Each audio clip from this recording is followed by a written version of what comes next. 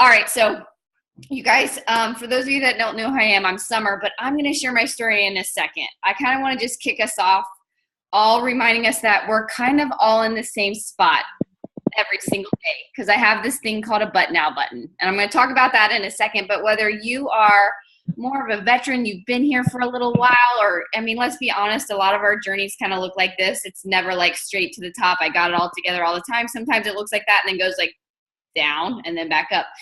So no matter where you're at, you might be coming in to gain momentum and to kind of see what this is all about and to see if it's a good fit for you as a 5-day challenger. You might be getting ready to kick off as a 30-day challenger, or you might be, refocusing with us, maybe more of a veteran. But no matter what, it's all, what I love about this is like the kind of like the system and the things that you're going to hear and the stories that you're going to hear and the different tips. Like, it doesn't change whether you're a 5-day or a 30-day or refocusing, or no matter where you're at, in your journey. Everything that we're going to share with you tonight, you can absolutely apply right this if you're willing to do one thing. Hold on, I hear a little feedback. Hold on a second. If you're willing to hit the but now button. See, I think a lot of us, and I know, hold on a second, I'm going to keep everybody muted. Give me 1 second, you guys. I can't get some of them to mute. Hold on. Okay. So I think a lot of us actually end up beating ourselves up half the time. You know what I mean? Like, we are our own worst enemy. I know that was me, and it kept me in kind of like what I would call a prison until I was 28. I'm gonna share with you guys my secret sauce, because as a personal trainer, I really had all the facts. And at 24, was that when Griffin? Right before I had Griffin. Mm-hmm. At 24, I was just so frustrated with myself. I mean, I had been kind of the big boned girl my whole life. I was a little thicker than everybody, no matter what I did, but then again, I grew up on toaster strudels and Lucky Charms and Reese's Cup cereal.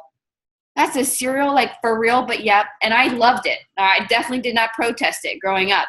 Taco Bell and bagel bites and, what are those, pizza rolls? That, anything quick. And it wasn't, my parents were just hanging. Do you know what I mean? They were trying to keep up, like most of us are.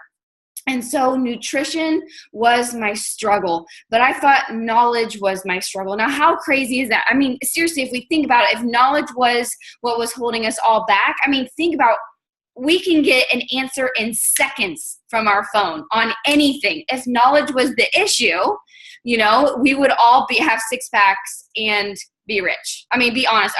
Seriously, let's be honest with ourselves. But I was in the mindset of like, I must need to know more. Do you know what I mean? Alongside of beating myself up, what's wrong with me? Why don't I have any willpower?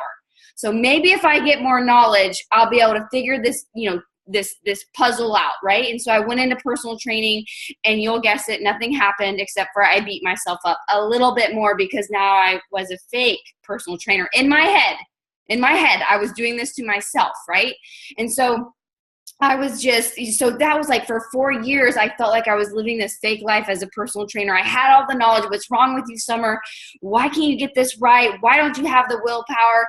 I'd be really good. I'd set these crazy expectations for Monday through Friday, not all day Friday, mind you, like Friday right about 6 after I put the kids to bed and the wine came out and the pizza and all other things and then I just snapped and, I screwed up on Friday, beat myself up on Saturday. Screw it. I already screwed up on Friday night. What the hell? Let's just keep on going. I'll start over on Monday. See, most of you guys can finish that sentence. I'll just start over on Monday, and that was my thing for so long. And it kept me in this prison, you know what I mean? Of feeling like a failure until Chad was on his first deployment and he was 7,000 miles away. And this, the only reason that he could say this to me was because he was 7,000 miles away on a screen like this. And he said, Summer, you say to your challenger or your clients back then, you say to your clients all the time, if you want something different, you have to do something different. Don't you think it's time for you to do something different? And I was like, discussion over. Do you know what I mean? It's like, goodbye. You know what I mean? It's like one of those discussions. And then I just thought about it and I was like, you're right. You know, I was doing the same thing over and over and over again, you know, thinking I was going to get a different result. And I wasn't. I was going insane. I would cry in the closet when we get ready for date night. Heaven forbid we have sex with the lights on, if I'm just going to be honest. And I know my in-laws are right over there, so they just heard that. But you know what I'm saying? Like, and oh Lord, you know what? Bathing suit shopping and jeans shopping, Chad stayed clear of those activities because that was not going to be a positive experience for anybody involved. I mean, this is kind of like the life I lived. And when he was deployed, like at night, I found myself like staring for my answers to my loneliness in a cupboard, in a refrigerator. You know what I mean? And it was just like this, the best word I have for it is a prison, until Chad said that to me. And, you know, it wasn't like, you are so right, babe. You know what? Maybe I will do something different. I was like, you are full of beep, beep. You can, you know, fill in the blanks however you want to, you know what I mean? In my head and all, I'm like, oh, whatever. You know what I mean? And then finally I did, like one day I just I hung up my running shoes. I ran half marathons and races and I taught boot camps and I trained people every single day. And I said, you know what? It's time to focus on me. It's my turn. And I hung up my shoes, right? I stopped training people. Because how the heck can I train other people if I'm not putting on my oxygen mask first, right? Think about that with our kids, y'all. You know what I mean? Like we're always, especially if you're a mom, you know, you're always, you know, helping everybody else. But what do they say on the plane? They say, put on your oxygen mask first before you put on everybody else's in case of emergency. Guess what? A lot of us have been, are in, or are headed to an emergency situation. You know, that's a topic Chad and I speak on. You know what I mean? We're in a no-fly zone. We need to get our oxygen mask on, but we're still like trying to put everybody else's mask on, and we're running out of air.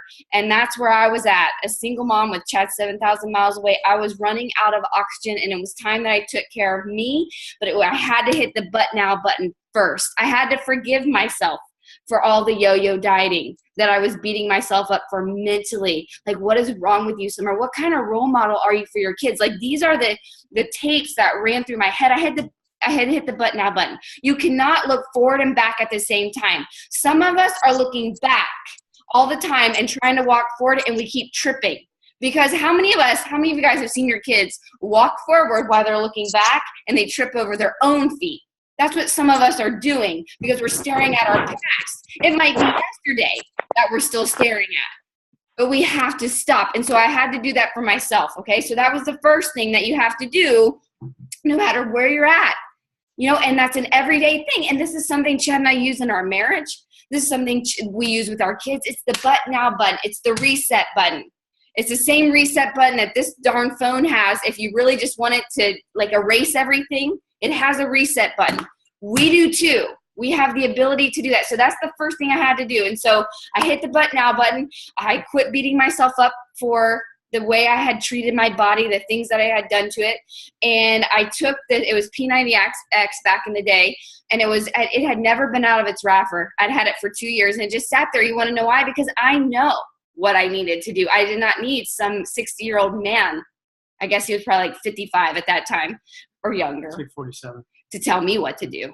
Do you know what I mean? I got it. You know what I mean? I got it. That's how like, we got it. I got it. I got it. You know what I mean?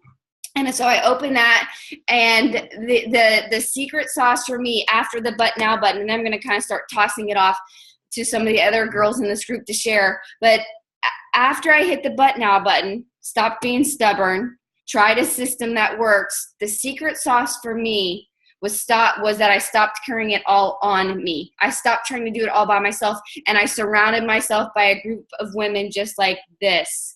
It was actually a group of 100. It was the first group I had ever done, and all I did was I was like, I know I can't do this on my own. I knew it. I knew I would go back to my old ways. I knew I would yo-yo. If I did not have accountability, I was not a good accountability partner for myself. I knew that already. I had a track record of 28 years at that point of not being a good, accountability partner. And this man right here, it would not have been good for our marriage for us to be accountability partners at that point. You see what I'm saying? And so I just went out and I just put it out there. And I never in a million years thought we'd have 100 women that were like, me, me, me. And I was like, wait a second, we are on to something. And we all got surrounded. We all picked a program. We all started pushing play, and we just started doing the little things. And were we perfect? Oh, hell no, you guys. Far, far from perfect, because it doesn't exist. But when we fell down, we had someone standing right there telling us, you got this. Get back up. You're worth fighting for. We had 100 people that were willing to do that for each other. And listen, that might sound silly. Some of you guys might be thinking, I don't need that. But listen, let's think about this analogy. When our, 10-month-old, 11, 12-month-old is learning how to walk. The first time they fall down, you stand over top of them and go, what the hell is wrong with you? Are you for real? You can't figure this thing out? Are you kidding? You know what? You just crawl the rest of your life. I don't think it's meant to be. You go ahead. You stay down there. I knew you were that child that wasn't going to do much. You stay down. I mean, that sounds absolutely ridiculous. I want to yell, but my kids are sleeping, so I might wake them up. But we would never yell that at our child. Why do we yell that at ourselves?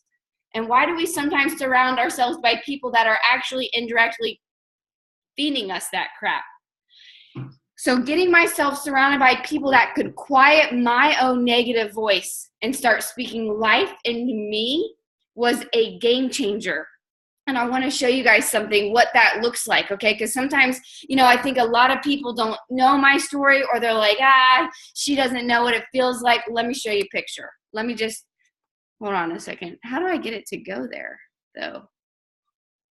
Wait, I might have to show you the picture in a second, because I thought I had it all figured out. I had all my screen shares all ready to go and everything to show you guys. But I'm going to show you guys after. I'm going to bounce it over to Jess a little bit to tell you her story and her biggest tip. But my biggest tip before we move on to Jess is, I have two biggest tips.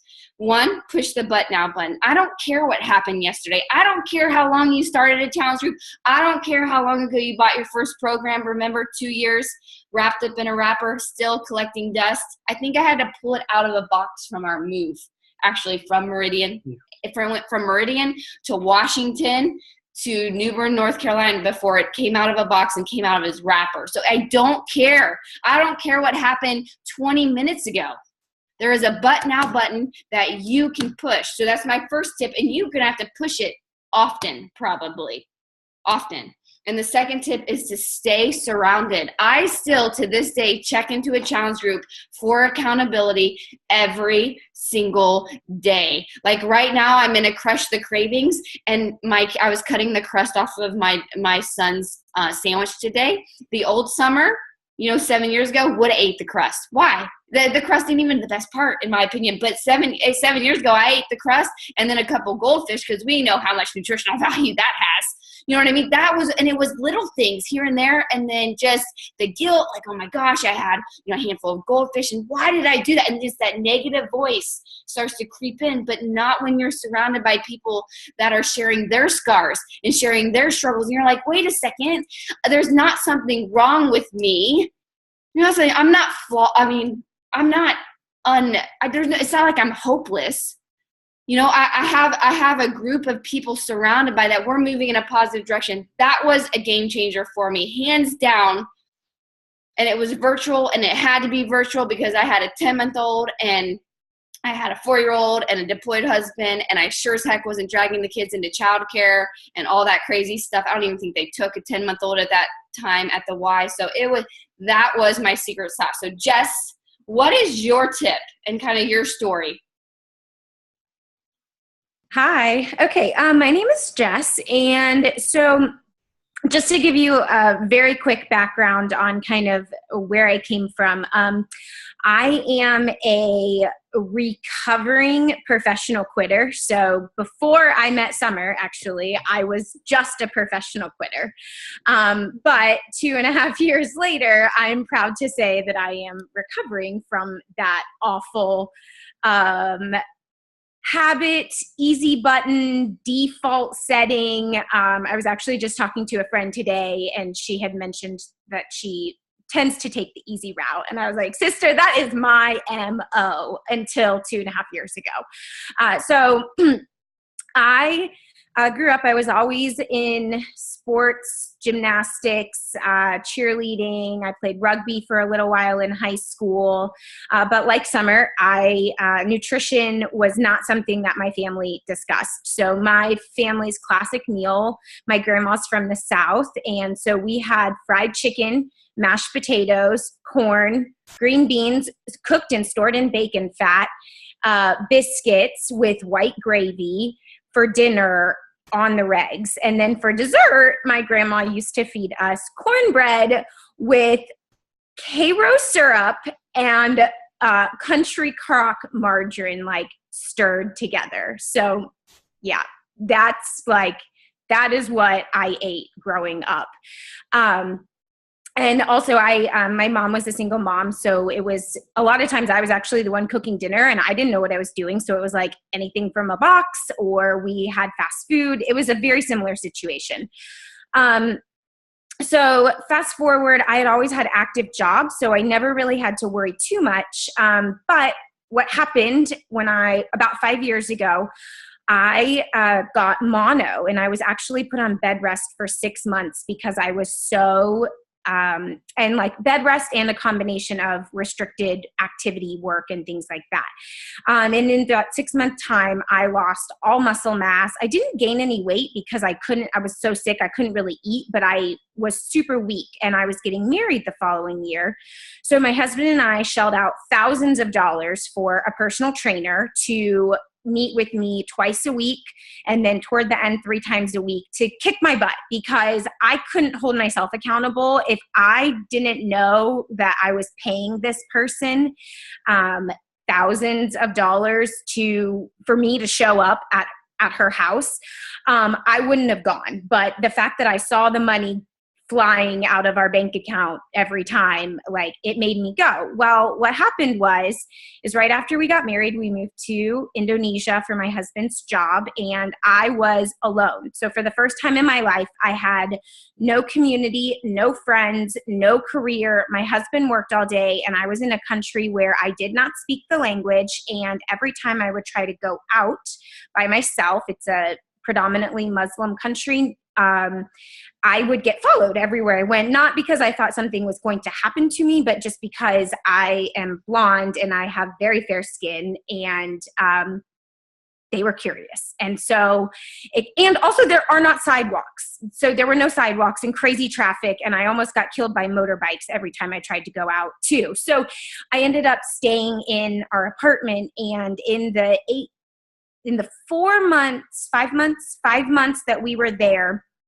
I gained about 20 pounds because I turned to emotional eating. I ate and drank my feelings. We went and sought out any type of American comfort food that we could find, and I didn't have my personal trainer to kick my butt in the gym, and so I didn't work out because I suck at keeping myself accountable. So we get back, and I was miserable for a long time, and I finally hit my breaking point right after our first wedding anniversary, when I was literally pulling away and hiding from my husband because I was so disgusted with myself. And I was mad, and I was mean. And I'm not a mean person, and I'm not an angry person. So to have all these feelings of hatred, and it was just awful, and I was snappy, and I was just being this awful wife, to be honest with you. And so I got connected with Sommer very randomly, and I hit this point, which this is my tip for you guys, of I'm going to do whatever this chick tells me to do. I don't even know her. I did not know her, you guys. We were not friends. We grew up like kind of down the street from each other randomly, but we were not friends. And I was just so fed up, and I was so done. I was at that just awful pain point of enough is enough. I hit the but now button, basically. And I was like, I'm going to do whatever she says. I do not care. I'm going to do it. And if it doesn't work, it doesn't work. But at least I will have done every single thing this girl tells me to do. And so I went all in. I threw every excuse I had out the window. I was busy. I worked full time doing massage therapy. I was finishing my degree, and I had a decent commute to and home from work, and I had a decent commute to and home from downtown where my classes were. I had all the responsibilities of life and adulthood on top of that. So I didn't have a lot of time. And basically what I did, my 2 tips for you are, I didn't have a plan B. There was no like, oh, well, it's okay. I'll just go for a run instead. Nope, no plan B. It was do or die this program. I'm going to do the workout. I'm going to follow the calendar. There is no bargaining with myself. I am just going to do exactly what my coach is telling me to do. And I don't have to be perfect. And she's telling me I don't have to be perfect. But I am going to follow every single thing she tells me to do because I'm stuck. I hate myself. My marriage is in the toilet, and we just celebrated our first anniversary. And we're going on a hike in 30 days, and we're going up and down mountains. And currently, I can't walk up my 3rd floor apartment without being totally out of breath. So my biggest tip is to do what your coach tells you to do. They know what they're doing. They've had success. Trust them and follow in their footsteps. So that's my biggest tip. And my second tip for you guys is to sit down and look at your schedule and be real with yourself about everything that has to happen and work your window. So I want to just give you a little example of what a classic day for me looked like. So I usually had to be at work by 10 a.m. I would work from 10 to 4, and then I would have to commute home for a half an hour. Then I would have to be downtown. I'd have to commute another 45 minutes on average, but you had to give yourself an hour because public transportation, traffic, you can't trust it, by 6 p.m. So I would leave work at 4. It would take me a half hour to get home. That's 4:30. Then I had to be walking out my door at 5 p.m. to get to class at 6 p.m., where I would be there until 9 p.m. And then I would take the 45-hour commute home to 10 p.m. And so I had either a 30-minute window in between work and class to get my workout done, or I could get up a little bit earlier in the morning and do it then and use my 30 minutes in between to basically pack snacks and dinner to take with me to class. So basically follow in your coach's footsteps and you will have success and work your window. No, I love that because really you probably left out the part where you probably had to study some. Yeah. Oh yeah. Yeah. There was studying and there was also practicals and there were papers and a husband in there. And a husband. There was all of that too that I had to do. So basically like I sat down every week and I looked at my schedule and I looked at everything I had to get done. And I was like, I have these very specific times where these workouts can fit. And if I don't do them in those times, they are not going to get done. So my coach told me I had to do them and I hate myself right now and I want to feel better and I'm hitting the butt now and I'm at my breaking point. So I'm going to do it. Right. So what word keeps coming to, 2 words keep coming to my mind is intentional with your time. Okay. A lot of us like really aren't that intentional with our time. We numb out on Facebook because we're hurting inside. Right. And it just kind of like, it's just fun sometimes, catch up on everybody else and we don't have to think about what's going on in our life, right? Or, we're volunteering for things thinking that this is the right thing to do, putting on everybody else's oxygen mask and we haven't put our own on, right? So there was a season, you guys heard me say, where I took my running shoes, I stopped teaching boot camp classes, I stopped doing things, I wasn't volunteering for the wives club and for the military does that. I was like, nope, this is something. I was at that point that Jessica was at. Like that breaking point where I looked 5 years ahead and it scared me at where we would be in our marriage, in our family. I remember rocking our 10-month-old thinking like, I can't pass this on. This has to stop right now, because 5 years from now, I'm going to have a 6-year-old that's going to be watching me cringe when I look in the mirror or do the chubby checks that I used to do all the time. That's what I called them. I had a name for grabbing my fat frequently. You know what I mean? I didn't want to pass this stuff on. And so that's what Jess is talking about, is when you get to that point where you're like, I'm done. You have to look at your calendar, you guys, and some things might have to be removed for a season. Some things might have to be removed for a season so you can get your oxygen mask put on. And then I'm telling you, your energy levels are going to go up. And surprisingly, you're going to end up with more time on your calendar. So I love that. So intentional, you might have to sacrifice a few things, get your priorities in line. And if you're struggling with that, ask your coach, work with your coach on your priorities, because we've all gone through it. This is an area we've all had to tackle, because see, the thing is we all have 25 hours in a day. I would like one more hour, but we all have 24 hours. Jess did not find 25. I did not find 28. Tiffany did not find 30. We all have these 24 hours, and no matter which way you spin it, we're all busy. No, we're all busy. Everybody is. Nobody has it worse off than anybody else. You know what I'm saying? And, I've worked with single military moms with 5 kids, you know what I mean, before, with a deployed husband that have found a way to fit it in. And so when you want it, you find a way to fit it.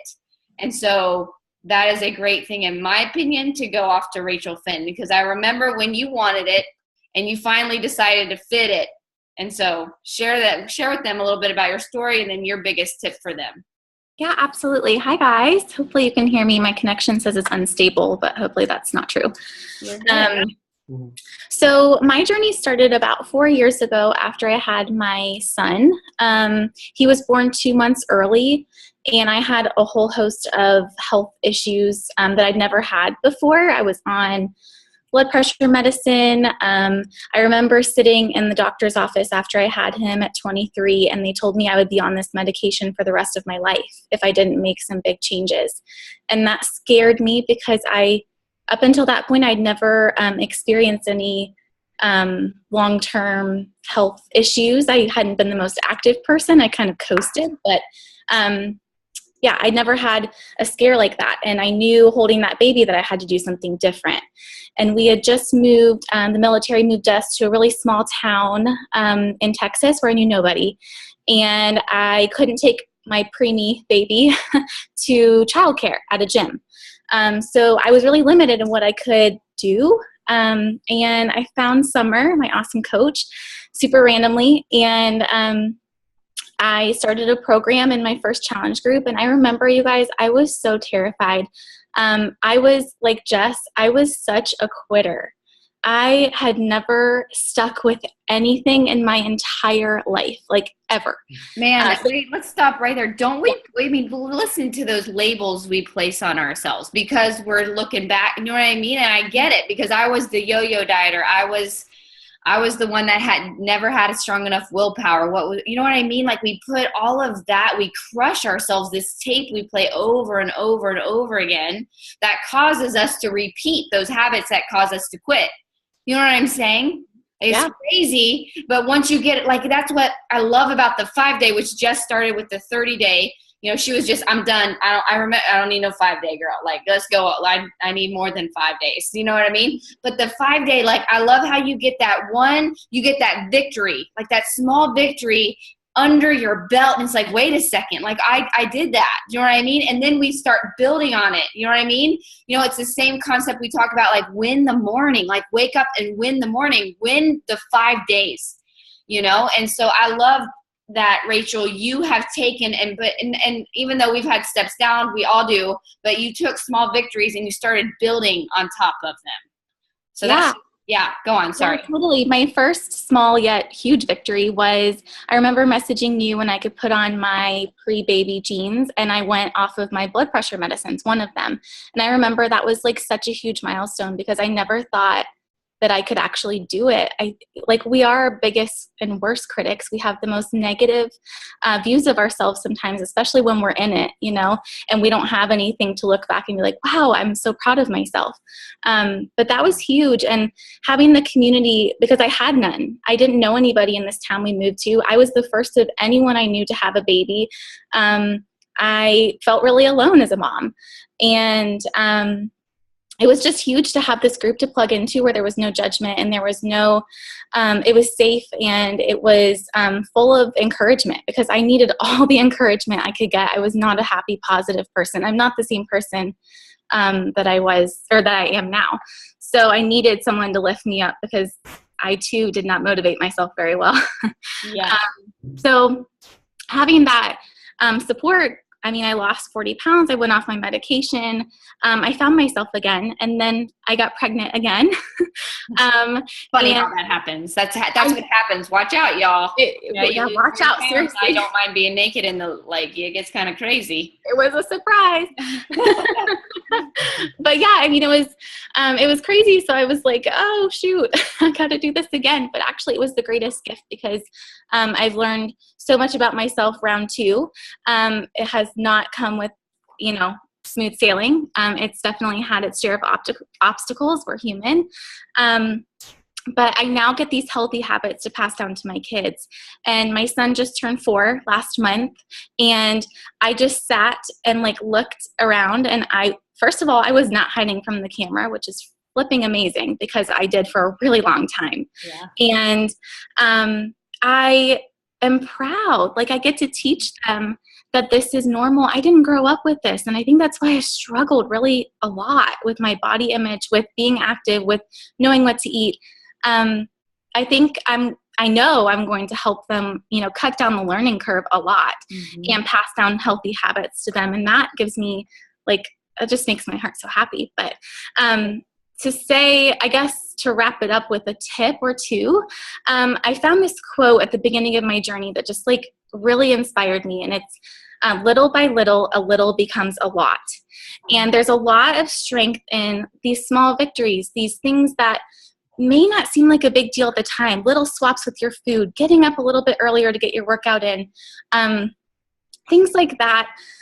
It adds up to big results, you guys. We don't gain the weight overnight. We're not going to lose it overnight, and we're not going to have it all figured out overnight. But if you put one foot in front of the other, you stick with us, you stay close, we've got you. Follow our feet. We know it's not always going to be easy. We're going to trip a little. Us coaches even trip. Come on, we're human. But that's going to add up to huge change in your life, not only with your body, but with your mind, with your relationships. This is just all encompassing. So I think that's probably my biggest tip, and that served me really well. I love that, Rachael, because I think in our society, you guys, I think we're programmed for overnight success. I remember when the 21-day fix came out, and I was ticked off by the name that was chosen for it, if I'm going to be honest with you, because 21 days fix, you know what I mean? That, I'm trying to get people to understand that this is a journey. It doesn't happen in 21 days. But what I love about the 21-day fix is it's 21 day and it's a small victory and you can build on it. But that's not how we are programmed to think. We're programmed to think 21 days is going to fix it, or go on this low carb or this fat free, or that, you know what I mean? Just crazy. I hear people doing these 10 days, lemon, cayenne, pepper, I don't even know diet. You know what I'm saying? They are just so and I'm not saying I've done 15 years ago, I did hydroxycut. I was at that point where I was I don't care, screw my insides. I was hurting so bad, I was willing to sacrifice my insides for my outsides. So I get it. But what Rachael just said is so huge. And I remember reading the book, The Slight Edge, which is the book Compound Effect, when I was started my program to help me understand that, how it takes time and it builds on top of each other. You know what I mean? And that is an awesome tip, Rachael, because that in all areas of my life, when Chad and I were working to repair our marriage, it was the same thing. It was the slight edge. It was the I love you in the morning instead of the Mm-hmm. You know what I'm saying? That added up, or reaching, instead of reaching for my phone, reaching for his hand. Now in one day, did that, or 5 days or 21 days, did that small change fix anything? No, but 4 years later, game changer. Absolute game changer when the person when what I'm reaching for is Chad and not my phone every morning. And it's just those little things, that we're going to teach you as we go, through the 5 day and then through the 30 day, that's going to compound over time. That makes such a huge, huge difference in all areas of your life. And that's kind of what I want, Tiffany, you kind of just to round us out here, because what the challenge groups did for you and your story and your journey with your dad and stuff like that, I would love for you to share that. Sure. So I grew up with a single mom also. She was constantly working, and I was never taught nutrition. I ate out of a box. I had packages of Oreos, and Cheez-Its and Diet Coke were my favorite thing to come home and sit and watch TV to do. And then when I came into high school, I was a swimmer, so I could go eat Jack in the Box before practice, go swim for 4 hours, and then go eat pasta feed after and just be completely fine because I swam and I kept my shape. I gained 50 pounds when I moved away I live in San Francisco Bay Area, so I moved down to San Diego, and I emotionally ate. I got depressed. I was away from my family. And when I moved back, I started to go to the gym, and I'd go on the treadmill and go mess around on some weight machines. When I was there, I would eat 100-calorie packs in salad, and I thought that was the road to losing weight, because I feel like that's what we're taught, that when you're trying to get healthier, less is what everybody does. Cut out the carbs, eat salad and some chicken and some 100-calorie packs, and you're good. So when I was approached with challenge groups, I was excited because nobody around me was into health and fitness. My friends would sit there and eat. I was living with a roommate at the time when I started in challenge groups, and I remember her eating pizza, and I sat there eating like a granola bar and some almond butter. And so it was hard for me to have the community. My family wasn't into health and fitness, so for me, it became the community. And when the community really stepped up for me was my dad got really sick. He was diagnosed with stage 4 lung cancer, and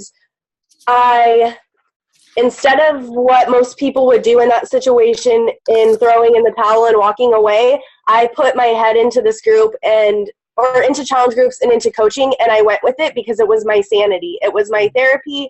It was me putting my oxygen mask on for myself first. And when I was also working 2 jobs and going to school full time at the same time at all of this. So before classes or at my dad's doctor's appointments, I would be checking into the challenge groups. I was making sure I was posting my food, and I was making sure I was still working out. My dad ended up passing away, and I remember after he passed away, I committed myself to 3 half marathons and T25, and I did T25 every single day. Some days I was crying, but I did it every day, and I ran the half marathons, and I stuck to it because it was my therapy. And that's what, when you plug into this, that's what it can do for you. And I'm kind of on this interesting path now because I unplugged after I got engaged and married, and I let life get in the way, and I was too busy, and I regained almost all my weight, 1 pound short of all of my weight back. So I'm going back, and I'm down 14 pounds now, but I'm back into checking into the challenge groups, reaching back out to someone and being like, I need help. At one point, she called me out on a team call and said, we know what it's like to do the same thing over and expect a different result. And that's what cycle I had been in the last year. But I've been doing small steps and doing what I know and not expecting perfection. Sometimes I'll miss a shake a day, or I'll miss a workout or 2 in a week. But as long as I get 5 shakes and 5 workouts in, I know I'm headed on the right track. And I don't wake up and beat myself up anymore. And I think that's the best part about all of it, is the mental freedom from the cycle of the yo-yo, like you said, Sommer. I love what you said, because I always say what you focus on is what you get more of. And right. So you are going through it. We are inevitably going to go through hard times, and it's not the last time Tiffany will ever go through a struggle. No. Like, this is earth. Do you know what I mean? We're not in heaven yet. Do you know what I mean? And so inevitably we're going to have struggles. They're never going to go away. you know? And once you realize that, and you're like, okay, but what I focus on is what matters. And so something that you're hearing, like kind of a commonality, is as we all still navigated life, we focused on the positivity of a group, of surrounding ourselves, because Chad was deployed a 10-month-old or 4-year-old, you know what I mean? A fixer-upper house. We were also just planted there like 4 months before you deployed, so we didn't know anybody. It was very, very lonely, you know, and so there was a lot going on, and you know, Tiffany was going through, you know, losing a parent, and you know, Rachael had a preemie and it was being transported different places. And Jess, you didn't tell us part, your husband was never home. He was always all over the place, you know, and so life is happening. But when you refocus yourself, right, and you make that commitment not to be perfect, but to make progress, a lot of change starts to happen. But it really starts with who you surround yourself by. This is something that I'm always talking about. Who's on your bus? You know what I mean? Who are you surrounded by? You know, and I kind of teach off of what Chad, you know, Chad's experience as a jet pilot. He had 3 ECMOs, which are like navigators with him. And if those navigators were super negative, I mean, think about what that could do for his mission. Or they weren't kind of paying attention, or they were just kind of goofing off, or they're putting in the wrong numbers, like whatever. You know what I mean? It could be, that's like life and death, who you surround yourself by. You know, who his ECMOs were, who his navigators. The same thing for us. Who's in your cockpit? Who are you surrounding yourself by? Who are your navigators? Who's your wise counsel? Do you see what I'm saying? That really does matter. And we really are as well in a life or death situation. It might sound crazy, but if you look at where you're at and where you keep going, you might end up in the no-fly zone. Chad, you've ended up in the no-fly zone before, right? A little surprised. Kind of scary? Yeah. A little scary. We were in the no-fly zone in our marriage. Do you know what I mean? And you have to do these things. I'm taking notes as everybody's talking, you know, like support, you know, having your checklists, you know, being intentional, controlling your calendar, the compound effect, what you focus on. You know what I mean? As you get surrounded by people, those things start to become part of your life, but not overnight. And not with the wrong people in your cockpit. And you end up over time passing it on to your kids. It was funny on the way home. And the thing is, Chad and I, like, we don't want to launch our kids out with more money than we had. Like, what good would that? They have to work for it, right? We don't want to be, we want to launch them out with more confidence, more emotional strength, more, you know, just like more personal development, just a higher platform of belief in themselves, right? And so today we were coming home, and Griffin just started a new school, and he was like, they were talking about nutrition, and guess he was telling his class how there is hidden sugar in white bread. He just wanted everybody to know that. You know what I mean? And so we were laughing because no matter what, and that was a conversation I was having because we were listening to, you know, Jess talk about it in a crush, you know, the cravings, like the hidden, you know what I mean? Like we were talking about all of this. So they're listening no matter what you think. And it's not what you say, it's what you do that actually brings it in and makes the real impact. You know what I mean? And you don't have to do it alone. And so whether you're a 5-day challenger, getting ready to start a 30-day, you're refocusing, or like Tiffany, you know what I mean? We are human, you know, and she refocused with us. She's down 14 pounds. We all go through this, you know what I'm saying? But it all comes down to who is in your cockpit. It was the secret sauce for me. And so I don't know, Jess, if you have anything left to share, but I do want to know, you guys know, if you're in the 5-day challenge, you're going to get some tools to help you, and we'll explain it in the group, and you'll see those posts. So you need to make it a priority in your life to check in there every single day, to read the small tip that someone's giving you, and to post for accountability. So we're going to be posting some things in there to help you with an easy meal plan that has helped all of us, like some meal planning tools, and then something to track, you know, to kind of get yourself thinking and to make some changes.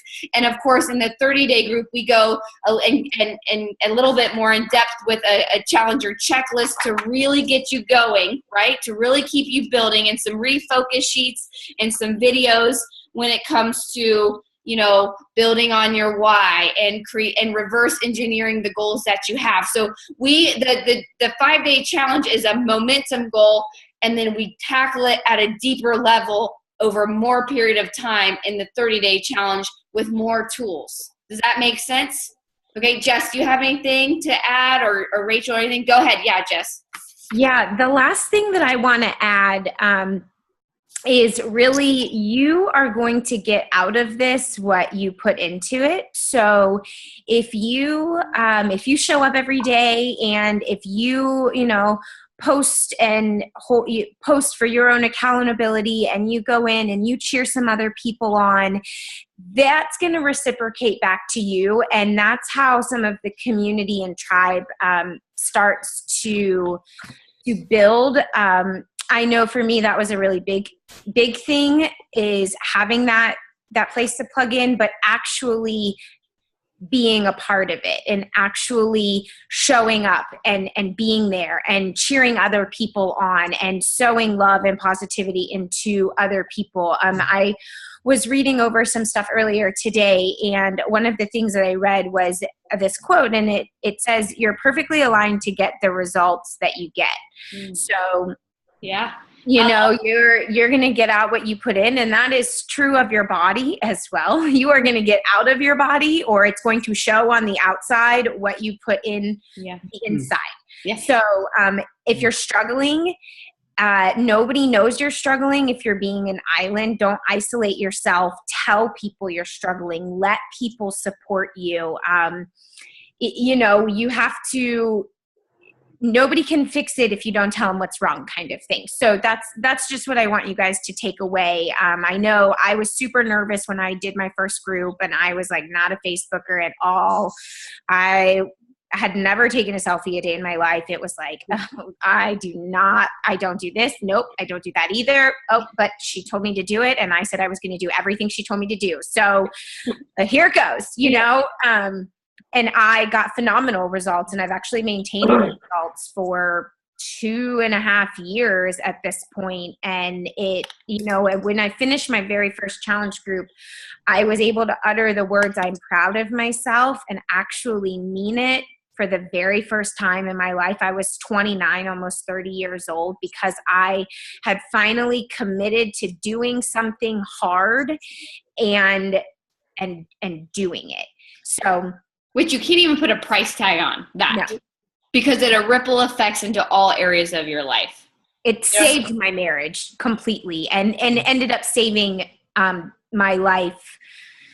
Really, this last year, I had something really awful happen as well, and this community pulled me through more than my own blood did. So. Yeah. But I wouldn't have had it if I wouldn't have shown up and been a part of it. So right. I love the part you said, be a part of it, because you reap what you sow, and that's actually a law that we can't get around. And so I remember when someone said to me, if you're hoping for someone to give you more encouragement, if you're always thinking, man, no one gives me encouragement, she said, you go out and you make an effort every day to give someone else encouragement. Because you will sow that into other people, and you will reap it in time. And that's exactly what that group of 100 did. Every day, we were just not coming in and moving, getting out. We were going in and, helping people and encouraging, and you reap what you sow. And it was so powerful, and that's what Jess is talking about. And so I encourage you to put on your calendar 5 minutes, at least 5 minutes, to come in and just be a part of the positivity of the group, and to sow into other people, along with posting, your shake picture of the day, your workout, and telling it. Don't just say workout done. Tell us, was it hard? Did you do 2 push-ups that you didn't think you could do? You know what I mean? Did you not really want to push? Did you push snooze 10 times before you? Tell us how you're feeling, because what you're going to notice is we are feeling pretty similar, because we're all human and we're all going to struggle, but we're going to struggle together and lift each other up, and it's going to get easier in time. I promise you that. I don't hit snooze like I used to. I don't, and neither does Chad, which is crazy, because he hated working out. And I saw that Trisha said, give yourself grace. And I love that. You got to give yourself grace, but I'm going to go back to this. If you want grace from other people, start giving it, right? And so it starts with you. I remember when someone else told me that about my marriage. If you want grace, you got to give grace. I was like, damn it, this whole reap what you sow thing keeps coming up in my life. You know what I mean? And so that grace piece is awesome. Tiffany or Rachel, any last words? Mine was going to be the show up kind of thing too. Yeah, show up. Yep. Show up. You know, and that's the thing. I'm going to close with this, you guys, and get you guys off here. But this is one of those things that not maybe it might work, because I do unfortunately understand all the science behind it, because I do have all that wasted knowledge that I told you I spent lots of money on, you know what I mean? And now I'm kind of like a nerd when it comes to it. And so is Chad with supplements and all that kind of stuff. Like, so it really does. It will work. Not maybe, but it really will work. If you push play, if you surround yourself, if you get that shake in your body to fill your nutritional gaps. I don't care if it's for a snack. I don't care if it's for breakfast. I don't care if you have to chug it before dinner, like before bedtime, like Chad does, to fill those nutritional gaps that we all have. Because an apple, to be honest, does not have the same nutritional value that it did 50 years ago because of our soil. It's just the honest truth. And I fought that. I told Chad, when Chad tried to talk me into that stupid shake, that's exactly what I told him. I'm not drinking your stupid shake, Chad. You know what I mean? And I was like, I like to chew my food. That's what I told him. You know? And so anyway, so it really does work with all the pieces we're going to put together. And we are so thankful that you've trusted us for at least 5 days. And that our prayer is that we can have some sort of impact on you that will change your life the way that our lives have been changed. So show up, get surrounded, and know that we're so grateful for you, and that come as you are. This is a judgment-free, this is a safe zone for once for you to be you. This is not about your highlight reel or anybody else's highlight reel like most Facebook pages are. This is a group of real life. Show up as you are, come as you are, and let us love you just as you are. All right, you guys? All right, y'all. I'll see you guys soon. Talk to you later. See ya.